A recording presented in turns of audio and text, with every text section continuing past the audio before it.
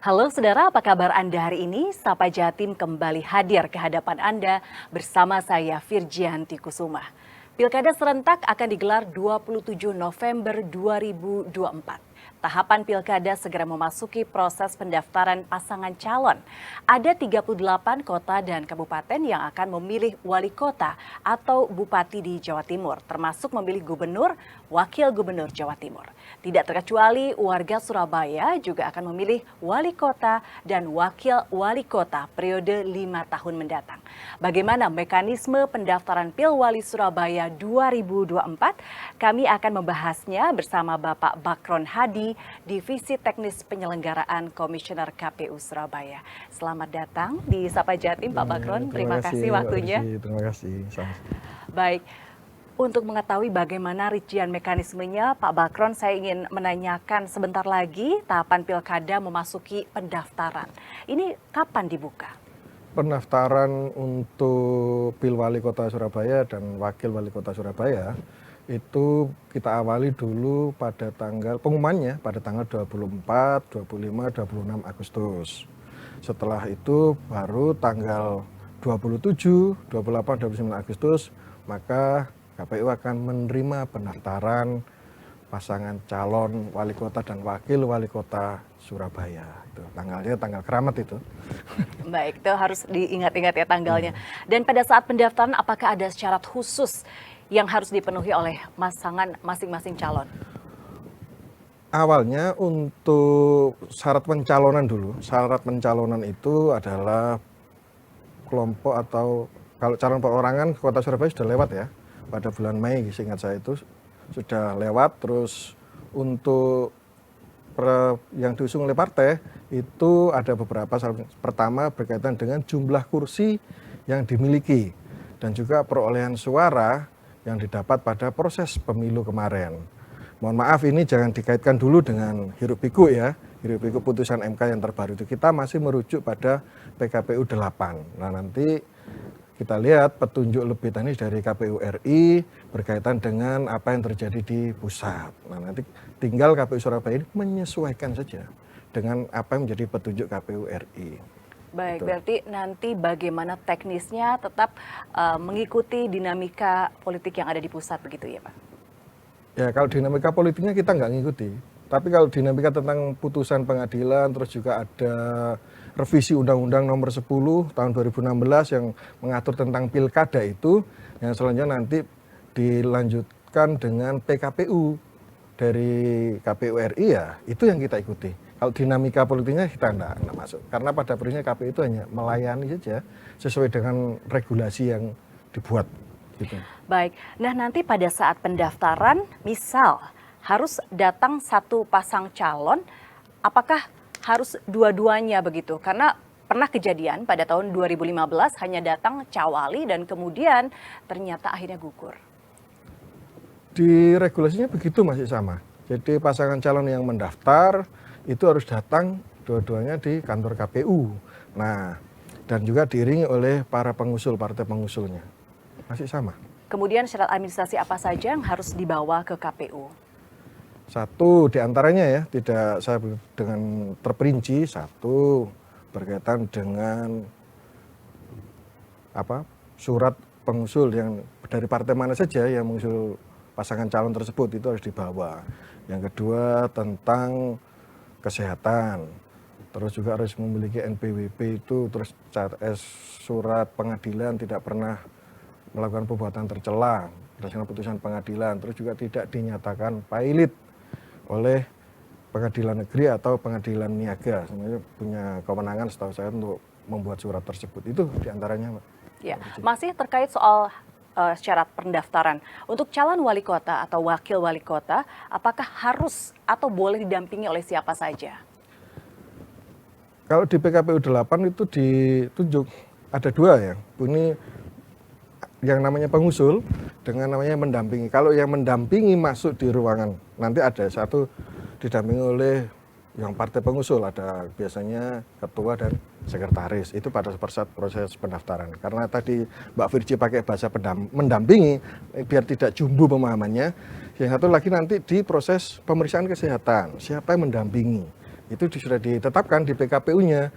Maksimal ada 2 orang yang ikut mendampingi pada saat proses pemeriksaan kesehatan nanti itu. Jadi ini pada prinsipnya wajiblah partai pengusul, ketua dan sekretaris nanti hadir di situ. Pada prinsipnya begitu. Baik. Nah, kemudian untuk ketua partai pengusung, apakah harus hadir mendampingi atau hanya dari perwakilan partainya saja? Pada prinsipnya wajib hadir ketua atau sekretaris. Tapi ada juga di PKP itu menjelaskan kalau memang hadir harus bisa melakukan telekonferensi. Atau kalau bahasa sekarang yang biasa umum dipakai Zoom ya. Pakai Zoom itu atau memberikan surat keterangan bahwasanya memang tidak hadir dikarenakan sesuatu hal, itu bisa diperbolehkan. Oke, dengan syarat itu ternyata masih diperbolehkan. Ya. Nah, kemudian bagaimana bila ada partai pengusung yang tidak hadir dan kemudian tidak ada yang mewakili?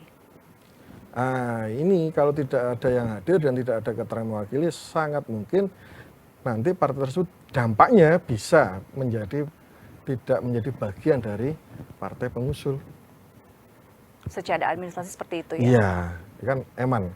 Kalau sudah dari awal, sudah bersepakat dan sudah diberitahu rencana tanggal pendaftaran kapan, itu kan bisa sebetulnya diantisipasi biar semuanya bisa hadir, semuanya bisa enak. Daripada nanti terus menjadi berubah statusnya, itu tidak lagi partai pengusul, eman. Baik, untuk calon independen di Surabaya sendiri pada bulan Mei sudah ditutup ya Pak ya? Ya. Ada 2 pasangan calon independen yang mendaftar tapi kemudian tidak lolos syarat administratif. Nah, menurut pendapat dari KPU sendiri untuk pilkada tahun ini bagaimana Pak? Terkait ketidaklolosan 2 pasangan calon independen tersebut. Pada ini KPU saya yakin konsultasi di Pilwali Kota Surabaya itu memiliki banyak varian ya, banyak, tetapi kan ada hal administrasi yang tidak bisa dikesampingkan, di mana bagi para peserta Pilwali, baik itu perorangan maupun yang diusung oleh partai ya harus memenuhi syarat-syarat. Kalau memang tidak memenuhi syarat-syarat yang sudah ditentukan undang-undang atau regulasinya itu ya amat disayangkan sehingga tidak bisa masuk ke fase berikutnya. Jadi kalau di kabupaten lain ada kemarin ya beberapa hari yang lalu penetapan, di Surabaya tidak ada penetapan calon perorangan. Sesungguhnya ya disayangkan sih menurut saya karena Surabaya itu kan kota besar, jadi ya kalau semakin banyak pilihan-pilihan semakin bagus. Baik, berarti kita tinggal mengharapkan apa calon-calon yang diusung oleh partai saja nanti ya? Ya, kesempatannya tinggal itu. Tinggal itu kesempatannya. Oke, dan saat ini terjadi perubahan di MK terkait batas pencalonan kepala daerah berdasarkan putusan nomor 60 PUU 2022-2024. Partai politik yang tidak memiliki kursi di DPRD atau kurang dari 20% di DPR bisa mengusung kepala daerah. Seberapa besar pengaruhnya untuk mekanisme pendaftaran nanti? Wah, itu dampaknya pasti luar biasa, itu dahsyat ya. Karena sebelum kami ini membuat pengumuman nanti tanggal 24 itu, kita sudah memutuskan dulu partai mana yang memenuhi syarat untuk mencalonkan. Itu ada SK-nya. Kalau nanti berdasarkan putusan MK tersebut, terus sudah ada petunjuk lebih lanjut dari KPU RI, ya mau tidak mau kita harus merubah itu semua biar sesuai dengan regulasi yang terbaru gitu. Padahal deadline-nya sudah mepet sekali kan. Itu. Saat ini sudah tanggal 22, kemudian mulai 23, pendaftaran 23, 24. 24 nanti kan pengumuman, sudah harus pengumuman. Ya mudah-mudahan setelah itu nanti bisa segera muncul lah, karena waktunya sudah nggak bisa bergeser lagi. Kalau nanti munculnya kurang-kurang 1 jam kan ya susah. Mudah-mudahan saya segera mungkin. Baik, kemudian terkait batas usia yang ditetapkan MK pada saat pencalonan, bagaimana dampaknya untuk mekanisme nanti? Tapi jangan dijawab dulu Bapak, kita akan kembali lagi usai jeda berikut. Tetaplah bersama kami di Sapa Jatim.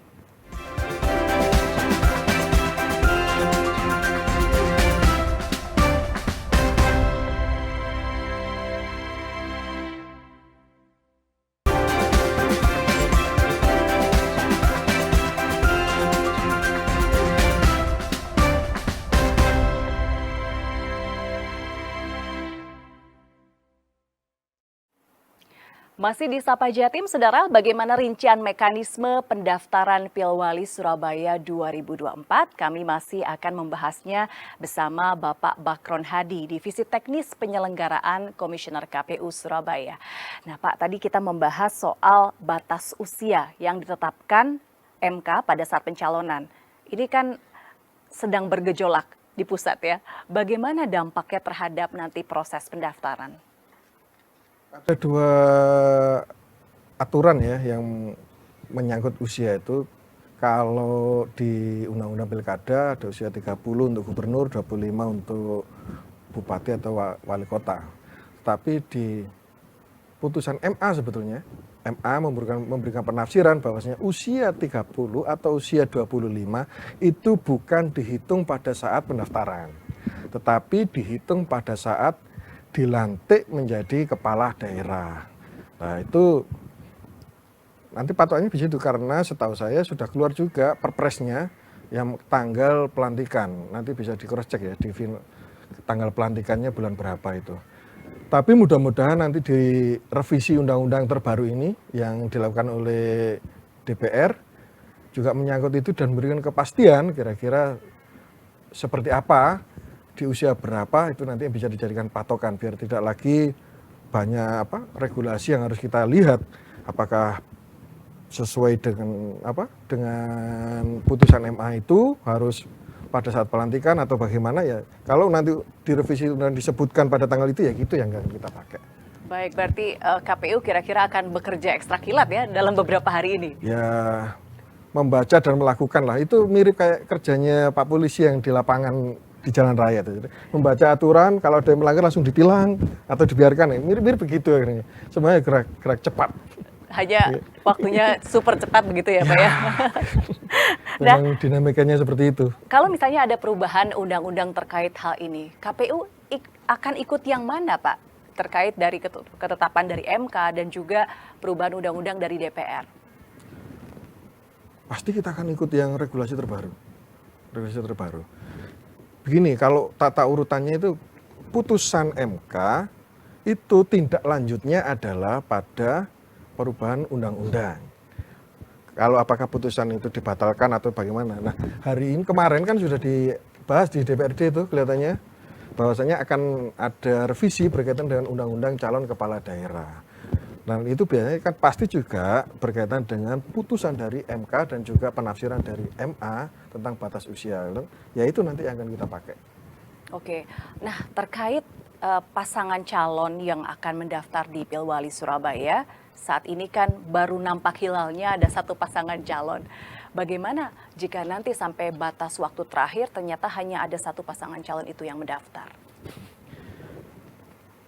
Ya, kemungkinan itu KPU belum bisa berandai-andai ya, berandai-andai apakah nanti pasangan calon ini ada 1, 2, 3 dan seterusnya.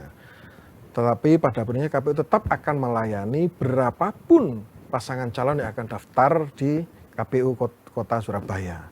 Nah, setelah misalnya ini saya tidak mau berandai-andai karena kita nggak boleh, belum dibuka kok sudah berandai-andai. Tapi kalau kita mengaca pada PKPU 8, membaca di situ, kalau memang pendaftar hanya ada satu yang memenuhi syarat setelah pemeriksaan dokumen-dokumen itu, maka KPU akan membuka kembali pendaftaran maksimal 3 hari.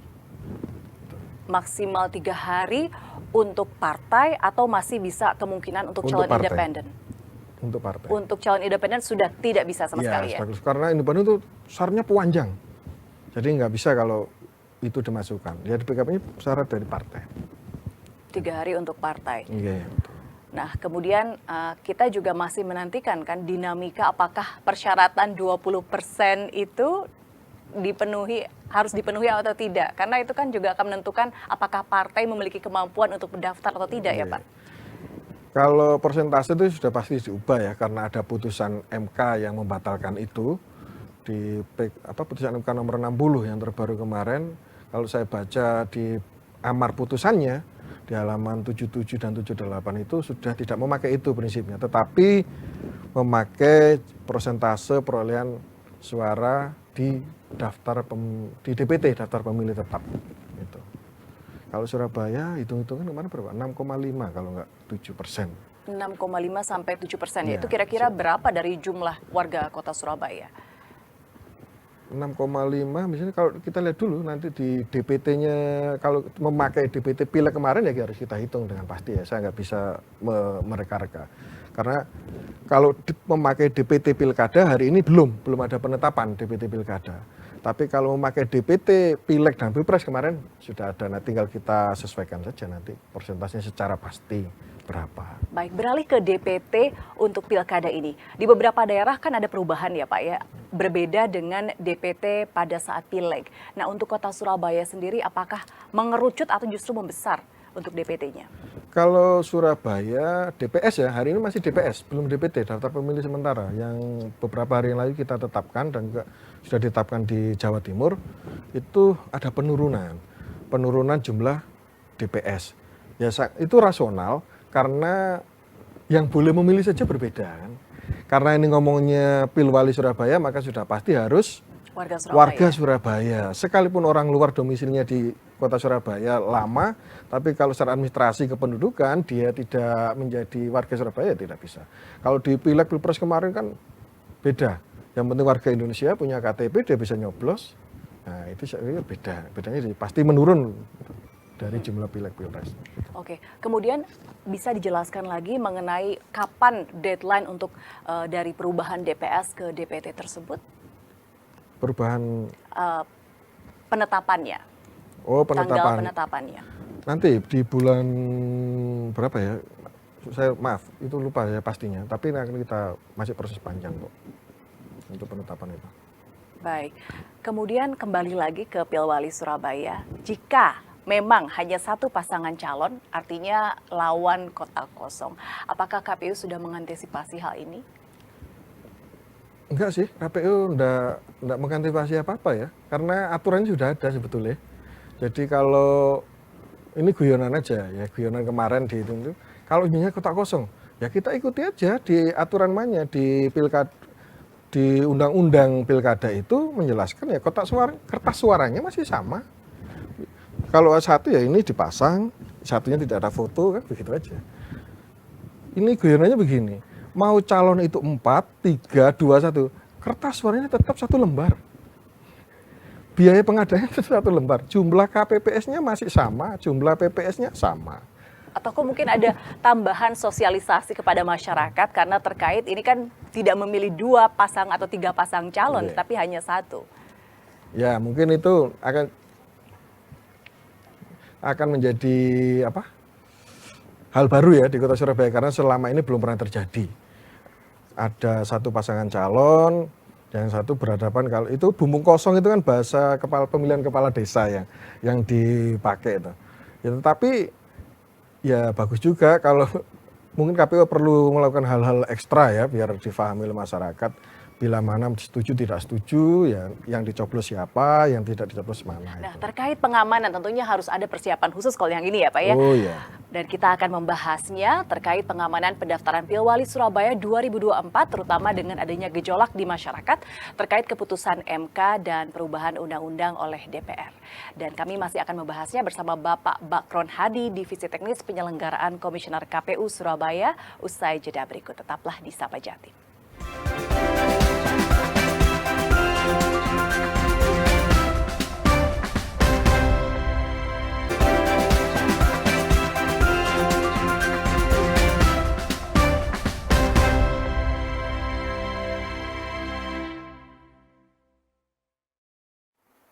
Saudara, kami masih akan membahas mekanisme pengamanan Pilwali Surabaya 2024 di Sapa Jatim bersama Bapak Bakron Hadi, Divisi Teknis Penyelenggaraan Komisioner KPU Surabaya. Tadi saya sempat bertanya di akhir segmen 2 terkait pengamanan, apalagi sekarang kan dinamikanya cukup luar biasa di pusat, tentunya di daerah juga sedikit ramai, Pak. Iya, kalau tentang keamanan ya kita tetap bekerja sama dengan aparat kepolisian, juga tenaga TNI, terutama kepolisian untuk mengantisipasi. Tapi yang diantisipasi itu secara global, tidak hanya berkaitan dengan hiruk pikuk sekarang berkaitan dengan putusan MK itu. tahapan-tahapan pemilunya kemarin juga sudah itu kok semacam simulasi ya di kantor KPU tentang pengamanan, baik itu saat penghitungan maupun kondisi kayak apa, sudah kita antisipasi itu. Tapi tidak, kembali lagi, ini antisipasi secara keseluruhan. Kalau sekarang ada dinamika itu ya kita anggap biasa aja lah. Masyarakat Surabaya itu orangnya walaupun darder tapi lebih santai sebetulnya, dan menganggap itu sebuah realita yang biasa-biasa saja. Ada ranahnya sendiri orang yang mendebatkan tentang itu. Saya yakin Surabaya tetap kondusif. Baik, berarti memang dilihat juga bagaimana kondisi sosial masyarakatnya ya. Iya. Dan di Surabaya sejauh ini melewati berbagai fase pemerintahan juga tetap kondusif begitu ya Pak? Ya, biasa-biasa aja buat orang Surabaya itu. Waktunya nyoblos ya nyoblos, waktunya melihat siapa calon yang akan dipilih ya dipilih, dilihat, itu aja, nggak ada yang itu. Kalau hiruk pikuk itu kan di media kan, di media terus seolah-olah nanti akan kondisi bla bla bla bla, tapi masyarakat Surabaya sendiri hari ini saya berangkat ke sini aja, yang kerja tetap kerja, ke kantor nggak ada kan, biasa-biasa aja. Yang penting kita tetap berkoordinasi dengan TNI Polri ya, terutama Polri, untuk secara keseluruhan bagaimana pilkada ini bisa berjalan aman dan masyarakat bisa melaksanakan aspirasi, menyalurkan aspirasinya itu tidak ada halangan-halangan yang kira-kira bisa menghambat proses penyampaian aspirasi masyarakat nanti. Itu Baik. aja. Saya ingin tanyakan secara lebih teknis terkait nanti proses pendaftaran untuk Pilkada Surabaya. Biasanya saat pendaftaran kan calon diiringi oleh ribuan para pendukung. Ya. Kemudian juga simpatisan akan datang ke KPU. Sejauh mana koordinasi dengan aparat keamanan? Kita terus berkoordinasi, bahkan hampir setiap hari ya kita koordinasi dengan yang ada di pemanggilan, sering berkoordinasi di kantor KPU itu, dan kita juga sudah mengantisipasi, bahkan kemarin sudah membuat desain kira-kira gambarnya seperti apa nanti pasangan calon itu ketika akan mendaftar, tapi belum bisa kita publikasi karena memang belum final. Terus nanti siapa pesertanya berapapun silakan kok. Yang mengikuti pasangan calon ya, itu berapapun kami persilakan, tapi nanti yang boleh masuk dengan terbatas. Mau dimengerti, nanti yang boleh ikut ke dalam menyampingi para perwakilan dari ketua partai dan sekretaris partai, tapi mewakili. Kalau nanti para pendukung atau supporternya ini mau hadir ratusan bahkan sampai ribuan, dipersilakan. Tapi ya di tempat yang sudah ditentukan oleh KPU itu nanti. Apakah mungkin ada antisipasi khusus untuk hal ini? Ya mungkin kita akan lebih intensif ya, biar terutama nanti bapak-bapak dari Polri, agar semuanya sekian ribu orang itu kan biasanya macam-macam lah. Mungkin yang kecapean atau apa ya kita antisipasi, berkoordinasi dengan pemimpin-pemimpin di lapangannya, agar semuanya tetap kondusif. Kemarin kan ada simulasi juga. Nah, Ya, ini simulasinya sudah sejauh mana Pak? Apakah hanya melibatkan pihak kepolisian atau juga mungkin pihak TNI juga? Itu nanti tergantung ya dari bapak-bapak di Polri. Tapi simulasinya kemarin kan lumayan menyeluruh kan di kantor KPU itu. Kalau memang dibutuhkan ya mungkin akan menambah ya di situ, menambah dari TNI. Tapi saya yakin Polri masih lah cukup bisa mengatasi itu, nggak sampai. Karena kalau kita terlalu jauh membicarakan tentang proses keamanan itu seolah-olah kondisinya kok genting gitu loh. Padahal Surabaya kondusif ya gitu happy-happy aja Surabaya itu. Nggak segenting yang disimulasikan misalnya kan. Kalau melihat hiruk pikuk terus harus seperti ini, kok seolah nanti pilkada Surabaya ini, ya persiapan tetap kita laksanakan secara maksimal. Tapi tidak juga kita ekspos bahwasanya pilkada ini harus kok kelihatannya akan seperti apa begitu. Apakah mungkin ada himbauan atau saran kepada pasangan calon yang akan mendaftar dalam beberapa hari ini ke KPU, Bapak? Kalau ini penting, kita berharap agar nanti pasangan calon yang mendaftar itu tidak mengambil waktu injury time kalau di bahasa di sepak bola itu. Karena jauh-jauh hari secara normal kita per tanggal 21 kemarin itu sudah membuka helpdesk. Sampai helpdesk itu berlangsung 6 hari ya, tanggal 21 sampai tanggal 26. Itu berfungsi agar pasangan calon yang ada perwakilannya berkonsultasi tentang tata syarat calon. Kalau tanya percalonan kan sudah, tata syarat calon kira-kira seperti apa, mana yang harus segera diurusi, biar nanti pas hari H pendaftaran itu semuanya enak karena sudah clear di depan. Ada himbauan untuk warga Surabaya terkait bagaimana mungkin yang harus disiapkan sebagai warga Surabaya kita akan menghadapi Pilkada 2024 ini. Yeah. Untuk warga kota Surabaya, ada hal yang kami inginkan. Satu, memastikan bahwasanya KPU akan memberikan pelayanan yang terbaik untuk pasangan calon semuanya. Yang kedua, tolong nanti pada tanggal 27 November itu masyarakat Surabaya betul-betul memilih calon pemimpin yang terbaik yang akan memimpin kota Surabaya. Karena itu adalah sesuatu yang akan diputuskan oleh warga kota Surabaya, menyangkut nasib kota Surabaya 5 tahun ke depan. Kota Surabaya mau kayak apa, ya panjenengan atau warga kota Surabaya itu sendiri yang menentukan, dan selanjutnya disalurkan kepada pemimpin yang dipilih oleh warga kota Surabaya. Baik, terima kasih Bapak. Dan demikian informasi yang disampaikan bersama Bapak Bakron Hadi, Divisi Teknis Penyelenggaraan Komisioner KPU Surabaya. Semoga informasi yang disampaikan bisa memberikan kejelasan terkait mekanisme Pilkada Surabaya 2024. Bersama saya Virgianti Kusuma, mengucapkan terima kasih atas perhatian Anda dan sampai jumpa di Sapa Jatim episode selanjutnya.